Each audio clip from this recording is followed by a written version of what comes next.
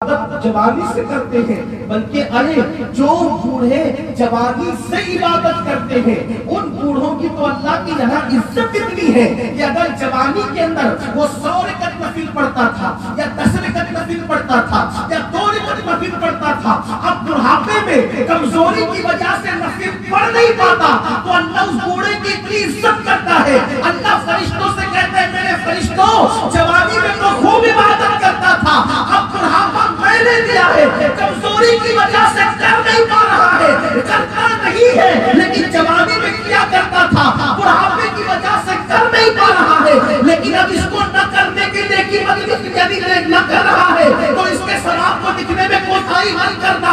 جتنی عبادت جوانی میں کرتا تھا بڑھاپے میں بہت نہیں کرتا ہے تو اس کا ثواب برابر لکھا جائے گا، اس لیے کہ اس کی جوانی میں عبادت میں گزری ہے۔ میرے آقا علیہ السلام نے فرمایا جو جوان پاک دامنی کے ساتھ اپنی جوانی کو گزارے گا اللہ قیامت کے دن اس کو عرش کا سایہ عطا فرمائے گا۔ اپنی جوانی کی حفاظت کرو، اپنی جوانی کے متعلق تصور کرو، اللہ پوچھے گا آج اپنی راتوں کو کہاں گزارا، اپنی راتوں کو آج کہاں گزارا؟ کیا آج ہماری راتیں فیس بک کی نظر نہیں ہوگی؟ کیا آج ہماری راتیں یوٹیوب پر گندے مناظر کو دیکھنے کی نظر نہیں ہوگی؟ کتنی خوبصورت راتیں اللہ نے دی تھی اور ہم نے کہاں اس کو لگا تھا۔ لوگ پہلے کہتے تھے کہ مولانا نماز کا ٹائم نہیں ملتا، لیکن لاک ڈاؤن کے 4-5 مہینے تو لوگ گھروں میں تھے، کاروبار نہیں تھا، کوئی مصروفیت نہیں تھی، کوئی سفر نہیں تھا، پھر ہم نے نماز کیوں نہیں پڑھی؟ آپ تو پہلے کہتے تھے مصروفیت نماز نہیں پڑھتی، لاک ڈاؤن میں کیا مصروفیت تھی؟ پتہ چلا نماز کے لیے مصروفیتوں اور ٹائم کا کوئی مسئلہ نہیں ہے، عبادت کے لیے اللہ کا توفیق اور یاد رکھنا اللہ جس سے راضی رہتا ہے اسی کو عبادت کی توفیق دیتا ہے، اور جس سے ناراض ہوتا ہے اللہ جس سے ناراض ہو اللہ اس سے لقمہ نہیں چھینتا۔ اللہ جس سے ناراض ہو جائے اللہ اس سے لقمہ نہیں چھینتا، اللہ جس سے ناراض ہو جاتا ہے اس سے عبادت کی توفیق چھین لیتا ہے۔ اب اگر یہ معلوم کرنے کہ اللہ راضی ہے کہ ناراض ہے، یہ دیکھو کہ عبادت کی توفیق ہے کہ نہیں۔ اگر مسجد میں جانے کی توفیق نہیں تو سمجھ جاؤ کہ اللہ نہ کرے کہ اللہ ہم سے ناراض تو نہیں ہو گیا۔ سوچو سب کی خوشی کی فکر کرنے والا کیا ہمیں اللہ کی رضا کی بھی فکر ہے؟ سب کو ٹائم دینے والوں کیا ہمیں اللہ کو بھی ٹائم دینے کی فکر ہے؟ اگر کوئی ایم ایل اے بلا لے، ایم پی بلا لے، کوئی وزیر بلا لے تو میرا جواب پھٹکتا پھرتا ہے۔ آج مجھے انویٹیشن کارڈ آیا ہے وزیر کی طرف سے، امیر کی طرف سے، ایم ایل اے کی طرف سے، ایم پی کی طرف سے، میں پوچھتا ہوں ان کی اوقات اور حیثیت کیا ہے جن کے تو نام لے رہا ہے؟ مسلمان سے بڑا بھی کوئی بھی آدمی ہو سکتا ہے، کسی کو کوئی سال میں ایک بار بلا۔ آج سب لوگ کہہ رہے ہیں مولانا ہم بہت پریشان ہو گئے، بڑی تکلیف ہے، بیٹیوں کو رشتے نہیں، کاروبار کے مسائل ہے، باپ بیٹے میں اختلاف ہے، سب پریشان ہے، سب پریشان ہے، سب پریشان ہے۔ میں پوچھنا چاہتا ہوں یاد رکھو ہمارے مسائل کا حل کسی سیاسی لیڈر کے دروازے پر نہیں ہے، ہمارے مسائل کا حل تعویذات میں نہیں ہے، ہمارے مسائل کا حل اللہ اکبر نفل و ورد وظائف میں بھی نہیں ہے۔ اگر اپنے مسائل کا حل چاہتے ہو اپنے اللہ کے در سے اپنے رشتے کو مضبوط کرو، اپنے رب کے دروازے سے اپنے رشتے کو مضبوط کرو۔ یاد رکھنا کل بھی مسلم امت کا اپنے مسائل کا حل اللہ کی بارگاہ میں تھا اور آج بھی مسلم امت کے مسائل کا حل اللہ کی بارگاہ میں ہے۔ یاد رکھو اللہ سے بڑی بارگاہ کسی کی بارگاہ نہیں ہے۔ نبیوں کو جہاں سے ملا، ولیوں کو جہاں سے ملا، صحابہ کو جہاں سے ملا، سب وہ لوگوں کو بخیل سے بخیل انسان 5ویں مرتبہ آنے پر تو کچھ غیرت کرے گا، یار ایک دن میں 5ویں بار آیا ہے کچھ نہ کچھ دے کے ٹال دو۔ ارے ناکام اگر بخیل کے دروازے پر بھی ایک سوالی ایک دن میں 5 مرتبہ جائے تو بخیل اس کو کچھ نہ کچھ دے دیتا ہے۔ کیا خیال ہے میرے اللہ کے بارے میں، جس نے سخی بھی پیدا کی، سخاوت کو بھی پیدا کیا، جس نے اللہ اوپر دولت کو بھی پیدا کیا، دولت مندوں کو بھی پیدا کیا، کیوں نہیں آتے اللہ کی بارگاہ میں، اپنے مسائل حل خدا کی بارگاہ میں کیوں نہیں تلاش کرتے؟ سب کے لیے وقت ہے، لیکن کتنا نادار ہو گیا انسان، جس خدا نے عزت کی، جس خدا نے ماں کے پیٹ میں پرورش کی، جس خدا نے پیدا ہونے سے پہلے ماں کے سینے میں ہمارے لیے غذا پیدا کی، جس اللہ نے چلنے کی طاقت دی، بولنے کی طاقت دی، جس اللہ نے ہمیں وقت دیا، جس نے وقت کو پیدا کیا، سب کے لیے ٹائم ہے، میرے اللہ کے لیے ٹائم نہیں ہے۔ کتنی افسوس کی بات ہے، مگر سن لو اور دل کے کانوں سے سن لو۔ میرے آقا صلی اللہ علیہ وسلم نے فرمایا، جس نے جان پوچھ کر نماز چھوڑ دی، میں محمد اس سے بیزار ہوں۔ اللہ کے رسول فرماتے میں اس سے بیزار ہوں۔ اب آپ مجھے بتائیں، جس سے اللہ کے رسول بیزار ہو، کیا اس سے اللہ راضی ہے؟ کیا اس سے غوث پاک راضی ہے؟ کیا اس سے غریب نواز راضی ہے؟ کیوں نہیں نکالتے ہم تھوڑا سبق اللہ کی بات؟ بڑی معذرت کے ساتھ اگر یہ سوال کر دیا جائے کہ اتنے بڑے مجمع میں جو پوری رات بیٹھنے کا شوق لے کے بیٹھا ہے، کتنے لوگوں نے آج 5 وقت کی نماز پڑھی؟ میں ہاتھ نہیں اٹھواؤں گا، سلیل کرنے نہیں آیا، لیکن آپ مجھے بتائیں کتنے لوگ ہیں جو ہاتھ اٹھا سکتے ہیں کہ میرے 5 وقت کی نماز پڑھی؟ ہماری قوم کا حال یہ ہے، ہماری قوم کا حال یہ ہے، نماز کے لیے نہیں آیا، ہر ایک چیز کے لیے آیا۔ یاد رکھنا، سرکار غریب نماز فرماتے جو نماز نہیں پڑھ رہا ہے اس کی زندگی ضائع ہے۔ اللہ کے رسول صلی اللہ علیہ وسلم نے فرمایا، جس نے نماز چھوڑ دی وہ میرے ذمے سے باہر ہو گیا ہے، قیامت کے دن اس کے ساتھ میرا کوئی وعدہ نہیں ہے۔ آج لوگ کہتے ہیں میرا گھر تباہ ہو رہا ہے، میرا گھر برباد ہو رہا ہے، یہ ہو رہا ہے، وہ ہو رہا ہے۔ ایک حدیث پاک آپ کی خدمت میں پیش کرتا ہوں، بخاری شریف کی حدیث بطور مفہوم پیش کرنا چاہتا ہوں۔ میرے آقا صلی اللہ علیہ وسلم کا فرمان ہے، آقا فرماتے میرا دل یہ چاہتا ہے کہ میں کسی کو کہوں کہ وہ اذان دے۔ دھیان سے آقا فرماتے میرا دل یہ چاہتا ہے میں کسی کو کہوں کہ اذان دے اور میں کسی کو کہوں کہ وہ نماز پڑھا دے۔ آقا فرماتے میں گلیوں میں، محلے میں، کوچوں میں نکل جاؤں اور ان گھروں کو آگ لگا دوں جس گھر کے لوگ نماز باجماعت کے لیے مسجد میں حاضر نہیں ہوئے۔ توجہ کرنا، دھیان دینا۔ حضور کہتے ہیں میرا دل یہ چاہتا ہے، میری چاہت یہ ہے کہ جس گھر کے لوگ مسجد میں نماز کے لیے نہ آئے میں ان گھروں کو آگ لگا دوں۔ اس حدیث کو ہم نے بار بار سنا، بخاری شریف میں حدیث موجود ہے۔ ہم کہتے ہیں دیکھو نماز کی اہمیت کتنی ہے، لیکن اس کا دوسرا اینگل ہم نے کبھی نہیں دیکھا، دوسرے زاویے سے اس کو کبھی نہیں دیکھا، سکے کے دوسرے رخ کو کبھی پڑھنے کی کوشش نہیں کی۔ ام المومنین سیدہ عائشہ صدیقہ رضی اللہ تعالیٰ عنہا ارشاد فرماتی ہے، دوسری حدیث سے سمجھو، فرماتی ہے کہ میں دیکھتی ہوں کہ اللہ اپنے محبوب کی چاہت کو پورا کرنے میں بہت جلدی سے کام لیتا ہے، بہت اجلت کرتا ہے۔ حضور چاہے اللہ ان کی چاہت کو بہت جلدی پوری کرتا ہے۔ مثال کے طور پر حضور علیہ السلام نے چاند کٹ کی نیت کی، حضور نے چاند کٹ کی نیت کی اور نیت کے بعد دل میں خیال آیا بیت المقدس ہمارا قبلہ اول ہے، کاش میرے دادا کا بنایا ہوا کعبہ ہمارا قبلہ بن جائے۔ حضور علیہ السلام نے 4 رکعت کی نیت کر کے یہ سوچا تو ابھی 2 رکعت بھی پوری نہ ہوئی، اللہ نے محبوب کی چاہت کو پورا کرنے کے لیے اتنی جلدی کیا کہ فرمایا حبیب اپنا چہرہ قبلے کی طرف کر لو، بلکہ قبلے کی طرف تو بعد میں کہا، فرمایا اللہ اکبر، میرے رب نے فرمایا کہ دردا ہاں جدھر تمہاری مرضی ہو ادھر اپنا چہرہ کر لو، ہم اسی کو قبلہ بنا دیں گے۔ مجھے بتاؤ محبوب نے چاہا، محبوب نے مانگا نہیں، محبوب نے دعا نہیں کی، محبوب نے عرضی نہیں کی، بلکہ چاہا، ان کی چاہت پہ اللہ نے قبلہ بدل دیا۔ سونا مردوں پہ حرام ہے، حضور نے چاہا سونا سراقہ کے لیے حلال ہو گیا، ریشم مردوں پہ حرام ہے، عبد الرحمن ابن عوف کے لیے چاہا، میرے اللہ نے عبد الرحمن ابن عوف کے لیے ریشم کو حلال کر دیا۔ حضور کی چاہت کو پورا کرنے میں اللہ بہت جلدی فرماتا ہے۔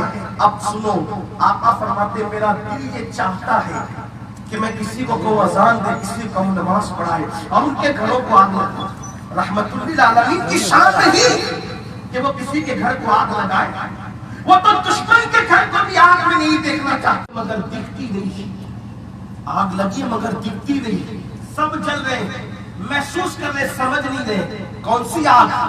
روزی میں تنگی کی آگ، میاں بیوی میں اختلاف کی آگ، باپ بیٹے میں ایک اختلاف کی آگ، گھروں کے اندر لڑائی جھگڑے کی آگ، گھروں کے اندر بڑی بڑی بیماری کی آگ، یہ سب آگ لگی ہوئی ہے، اور یہ آگ کوئی مولوی کا تعویذ نہیں بجھا سکتا۔ بڑی معافی کے ساتھ تعویذات جادو کا علاج تو کر سکتے ہیں، اللہ کے عذاب کا علاج تعویذات سے نہیں ہو سکتا۔ ہم ساری چیزیں تعویذات کے ذریعے کرنا چاہتے ہیں، تعویذ کا مخالف نہیں ہوں، لیکن آپ سے عرض کرنا چاہتا ہوں، اگر ہم یہ سوچتے کہ میری روزی باندھ دی گئی، مجھ پہ جادو کر دیا گیا، نماز کیا ہے؟ نماز سے چہرے کا نور بڑھے، نماز سے عمر میں اضافہ ہوا، نماز سے روزے میں اضافہ ہوا، نماز سے مصیبتیں ٹلے۔ ارے جس نماز سے خدا مل جاتا ہے اس نماز سے کیا نہیں؟ اور اگر نماز نہیں پڑھو گے، میرے آقا علیہ السلام بے نمازی سے کتنی بیزاری کا اظہار کرتے ہیں۔ اللہ کے رسول علیہ السلام نے حضرت سیدنا ابو ہریرہ سے فرمایا، ابو ہریرہ جو نماز نہیں پڑھتا اس کی صحبت میں بھی مت بیٹھنا، کیونکہ بے نمازی پر آسمان سے لعنت برستی ہے۔ اس لیے ہم تباہی کے دروازے پر کر رہا تھا کہ جوانی، اللہ جوانی کے بارے میں پوچھے، اور آج لوگ ہمارے آج کل تو بڑی معذرت کے ساتھ ہم یہ بھی کہتے ہیں، ارے مولانا اتنا مت کراؤ، قیامت میں جو ہوگا دیکھا جائے گا۔ بلکہ ہم شاعری بھی کرتے ہیں، کیا ہوگا قیامت میں دیکھ لیں گے، ہم پر فرشتوں کو بتا دیں گے، کیا شاعری کرنا آسان ہے، حقیقت کرنا بہت مشکل۔ اگر آپ یہ سوچتے ہیں کہ قیامت میں جو ہوگا دیکھ لیں گے، میں آپ کے سامنے قیامت میں ایک منظر پیش کروں، اگر آپ اس کو محسوس کریں تو کر لیں۔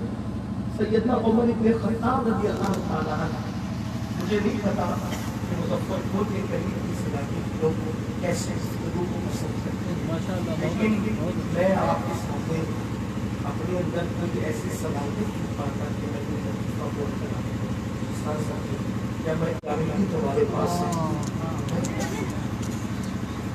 اگر آپ یہ کہتے ہیں سید صاحب کو دیکھ تو مجھے ایک سید یاد آتا ہے، سیدوں کا مخالف نہیں ہے، اپنا میں اپنی سیادت کا کوئی جھنڈا نہ بتا رہا ہے، لیکن میں یہ بات ضرور کہتا ہوں کہ اس خاندان سے میرا تعلق ہے، لیکن اتنا ضرور کہتا ہوں میں ایک ایسے سیدت کو چاہتا ہوں جس کے شجرہ نسب میں کسی پر اختلاف نہیں، مختصر شجرہ نسب ہے، امام حسین، ان کے بیٹے امام زین العابدین، ان کے بیٹے امام محمد باقر، ان کے بیٹے امام جعفر صادق، امام جعفر صادق، اور یہ ایسا سید ہے کہ انہوں نے جنت بیچی ہے جنت۔ ایک مرتبہ ایک شخص مکان لے کر گیا، مجھے مکان بیچنا ہے، کتنے میں لوگے؟ میرے پاس اس وقت پیسے نہیں، لیکن اگر تو مجھے بیچنا ہی چاہتا ہے تو میں جنت کے محل کے بدلے میرا مکان خرید لوں۔ اتفاق سے سہارنپور والے لوگ اس دور میں پیدا نہیں تھے، اس وقت تو کوئی شک و شبے کی گنجائش نہیں تھی۔ ادھر امام جعفر صادق نے کہا کہ میں جنت کے محل کے بدلے میں تجھے مکان کس سے خریدتا ہوں؟ اس نے کہا لکھ دے۔ آپ نے فرمایا میں نے اس کا مکان لیا، جنت کا محل دیا۔ اس نے اپنے بچوں سے کہا جب میرا انتقال ہو یہ رکنا میری قبر میں رکھ دینا۔ اس کے بعد امام صاحب حج کو چلے گئے، انتقال ہو گیا اس بندے کا، اس کی قبر میں رکنا رکھ دیا گیا، اور اس کے بعد جب امام واپس آئے حج سے تو اس کے دور کے وارث امام جعفر صادق کے پاس آئے، امام وہ مکان ہمارے فلاں کا تھا، میں نے خرید کیا اسی کی کتنے میں؟ میں جنت کا محل دیا اور خریدا، کیونکہ وہ صادق تھے، صادق تھے۔ انہوں نے کہا جنت کے محل میں کہا یہ بھی کوئی سودا ہوتا ہے؟ میں نے تم سے نہیں خریدا، اس سے خریدا، جاؤ اس سے پوچھو، وہ تو مر گیا، جاؤ پوچھو۔ جب اس کی قبر پر گئے تو ایک کاغذ اس کی قبر پر پڑا ہوا تھا. ایک طرف امام جعفر صادق کی تحریر تھی کہ ہم نے دنیا میں مکان خرید کر جنت میں اس کو محل دے دیا. دوسری طرف اس کے ہاتھ کی لکھی ہوئی تحریر تھی, لوگوں صادق نے جو وعدہ کیا تھا وہ وعدہ پورا ہو گیا, مجھے جنت کا محل مل چکا. یہ امام جعفر صادق ہے, یہ امام جعفر صادق ہے, جنت کا محل بیچ دے. لیکن اللہ کے خوف اور خشیت کا عالم ہے. جب اپنے دوستوں سے ملتے ہیں تو کہتے وعدہ کرو, اگر تمہاری بخشش ہو گئی تو تم میری سفارش کرو. کہ وہ سید ہے جس کی سیادت میں کسی کو عزت کا برابر ہے. امام حسین کے سگے پڑپوتے اور امام زین العابدین کے سگے پوتے, اور کتنے بڑے امام اعظم ابو حنیفہ جس کی جوتیاں سیدھی کرے وہ امام جعفر صاحب. لوگوں سے کیا وعدہ ہے, اگر تمہاری بخشش ہوگی تو تم میری سفارش کرنا, اور اگر میری بخشش ہوگی تو میں تمہاری سفارش کرنا. وہ کہتے ہیں امام آپ تو سید ہیں, آپ تو سید فرماتے ہیں بولا تو اسی پر کرنا, انہیں اسی بات کہے کہ ہم اعلیٰ نسب لوگ ہیں لیکن ہمارے اعمال اتنے اعلیٰ نہیں, اپنے نانا کو قیامت میں کیوں کیا. حالانکہ امام جعفر صادق کے دور میں اس سے بڑا کوئی متقی نہیں تھا, لیکن یہ ان کی عاجزی ہے. نماز کا ٹھکانا نہیں ہے, ایک بار سبحان اللہ کہنے کی جنت کیسے. اس لیے ایک آیت کسی نے پڑھی, ان عذاب ربک لواقع, کہ تیرے اللہ کا عذاب واقع ہوتا رہے گا. مالہ من نافع, اور اس کو کوئی دفع کرنے والا, دور کرنے والا نہیں ہوگا. تو فاروق اعظم بے ہوش ہو کے زمین پہ گر پڑے اور 3 دن تک کے فاروق اعظم کی موت. فاروق اعظم اللہ کے خوف سے اتنا روتے تھے, حالانکہ انہوں نے ان کا چہرہ دیکھا تھا, جن کے بارے میں کہا کہ من رآنی فقد رأى الحق, جس نے مجھے دیکھا اس نے رب کا جلوہ دیکھا. لیکن فاروق اعظم اتنا روتے تھے کہ اللہ کے خوف سے رونے کی وجہ سے آپ کے چہرے پہ آنسو کا نشان. جن صحابہ کے ساتھ اللہ نے خیر کا جنت کا وعدہ کیا, جن کو اللہ کے رسول نے دنیا میں جنت کی بشارت دی, وہ اتنا روتی اللہ کے خوف سے کہ چہرے پہ آنسو کا نشان پڑ جاتا ہے. اور یہاں وضو اور استنجا کی سنتیں بھی نہیں پتا, اور غرور ہے کہ ہم جنت میں نہیں جائیں گے تو کون جنت میں. غفلت کا شکار ہو, خود فریبی کا شکار ہو, جو جمعہ مسجد میں 2 رکعت پڑھنے جائے اور جنت کے ٹھیکیدار بن جائے. یاد رکھنا, اپنے بستر کے نیچے چابک کرتے تھے درہ, اور جب رات میں گھر پہ آتے تو اپنے پیروں پہ وہ درہ مار کر کہتے عمر بتا آج تمہیں اللہ کو راضی کرنے والے اور اللہ کو ناراض کرنے والے تھے. جب فاروق اعظم رضی اللہ عنہ شہادت کا وقت آیا, آپ کی زندگی کا اینڈ اس پر ہوتا ہے.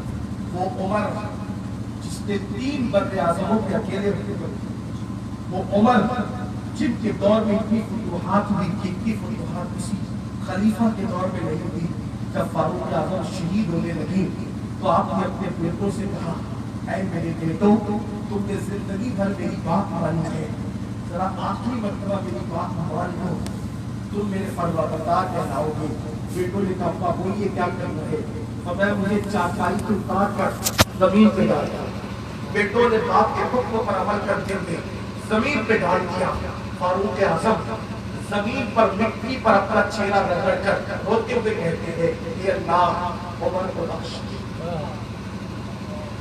جسے نبی نے جنت کی بشارت دی ہے اس کی زندگی کا اینڈ اختتام, جس کی زندگی آبادی اور عیاشی میں گزری ان لوگوں کو کیا حال ہوا, جن کے بارے میں قرآن کہتا ہو تراہم رکعا سجدا یبتغون فضلا من اللہ ورضوانا, کہ تم جب بھی میرے محبوب کے صحابہ کو دیکھو گے یا تو رکوع کرتے دیکھو گے یا تو سجود کرتے, ان کی پہچان ہے اور ان کی زندگی کا اینڈ یہ ہے, اختتام یہ ہے کہ چہرے کو زمین پہ رگڑ کر اے اللہ عمر کو بخش.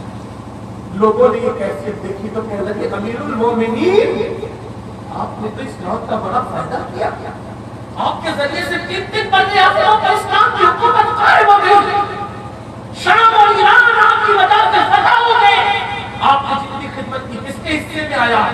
فاروق اعظم کہتے میری منقبت نہ پڑھو گے، یہ منقبت پڑھنے کا وقت نہیں ہے، تم عمر کو بڑا چڑھا کے پیش کرتے ہو، عمر کی تو بس تمنا اتنی ہے کہ عمر کی جب شہادت ہو جائے تو اللہ قیامت کے دن عمر کو برابر سرابر چھوڑ دے تو عمر کامیاب ہو جائے، اللہ نہ مجھے جنت دے نہ مجھے جہنم دے، یوں ہی چھوڑ دے بس میں سمجھوں گا میں کامیاب ہوں۔ یہ فاروق اعظم کہتے ہیں، اور ہم کی بڑی بڑی بات ہے،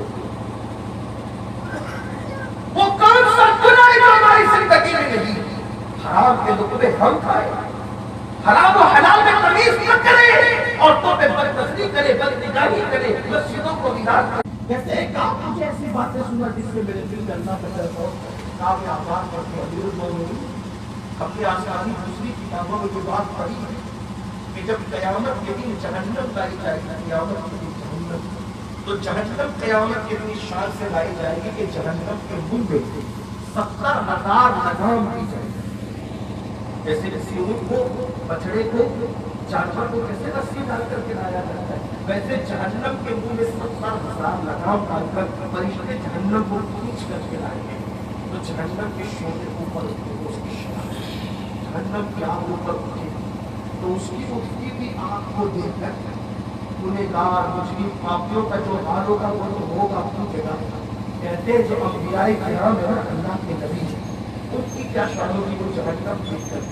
حضرت کعب کہتے ہیں کہ ابراہیم خلیل اللہ جیسا نبی، ابراہیم خلیل جیسا نبی اپنے پتروں کو زمین پہ رکھ کر اللہ سے عرض کریں گے اے اللہ تو نے مجھے اپنا خلیل بنایا، اس مقام خلت کا واسطہ مولا آج ابراہیم تجھ سے تیری امان چاہتا ہے، آج میں کسی کے لیے کچھ نہیں مانگتا، صرف اپنے لیے امان مانگتا ہوں۔